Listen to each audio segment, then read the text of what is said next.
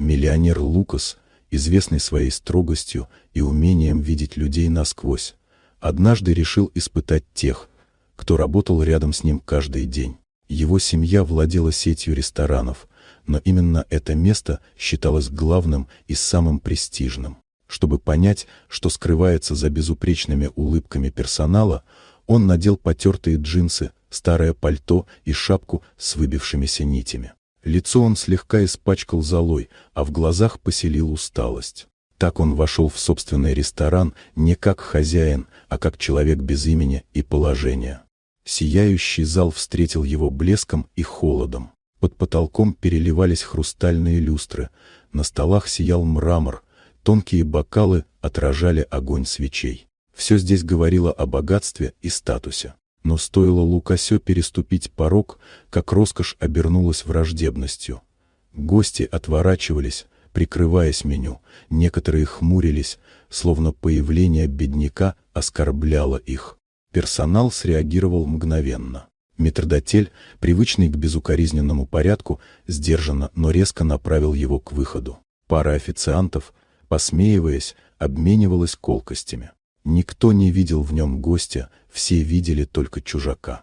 И только Эмма, самая молодая в команде, заметила, как он невольно задержал взгляд на тарелке с горячим супом, пронесенной мимо. Не грязь, не лохмотья определили его в ее глазах, а голод и отчаяние, слишком знакомое тем, кто когда-либо сам оставался без поддержки. Она шагнула вперед, несмотря на возмущенные взгляды коллег, и настояла, чтобы мужчине принесли еду, как любому другому посетителю. Коллеги посчитали ее поступок наивным. Клара, одна из старших официанток, позволила себе язвительные замечания, стараясь унизить незваного гостя и показать Эмму несерьезной. Но девушка стояла твердо, не позволяя никому забыть. Человек, каким бы он ни казался, имеет право на достоинство. Шеф-повар Оливер, поначалу не желавший портить репутацию ресторана, в итоге поддался ее настойчивости и сам приготовил тарелку ароматного блюда. Когда до управляющей Марисоль дошли слухи о том, что оборванца кормят в зале, она поспешила вмешаться. В ее присутствии обстановка стала напряженной. Смех гостей стих, и все взгляды обратились к столу, где сидел мужчина.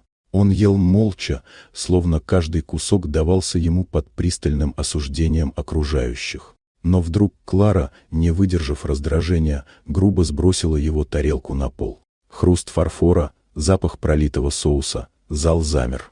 Эмма прикрыла гостя собой, не позволив ему уйти униженным. На следующее утро всех собрали в том же зале. Работники ожидали выговора или проверок. В дверях появился мужчина в идеально сидящем костюме, с уверенной походкой и спокойным взглядом. Лишь через несколько мгновений персонал понял, это был тот самый нищий. Лукас снял маску бедняка и открыл правду. Он испытал их, чтобы узнать, насколько в их сердцах осталась человечность. Эмму он поблагодарил открыто, при всех, отметив ее смелость и сострадание. Ей он предложил должность своей помощницы, знак доверия и признания. Клара же осталась стоять в стороне, сгорбленная под тяжестью собственного позора.